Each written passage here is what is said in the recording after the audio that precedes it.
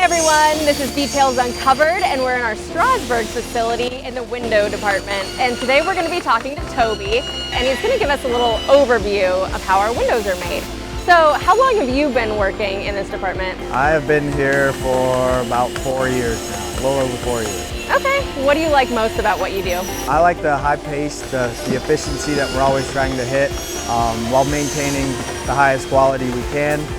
It's always trying to improve, one step to make a better end product or to help us to make them quicker. Yeah, it looks like you guys all kind of thrive on like working quickly and still producing like a beautiful product. They still look amazing.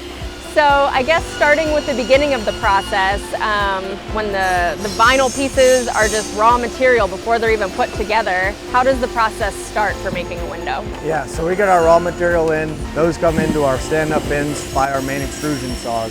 We run them through the saws, it does some processing in there, cuts them to the size that we need them, and then we put them through the processing equipment, the punches, some insulation, balancing, things like that, before they come to the welder. And once they come to the welder, they get welded together on our turbo welders and go to the cleaner to take off the excess flash, and from there they go down to assembly where everything comes together.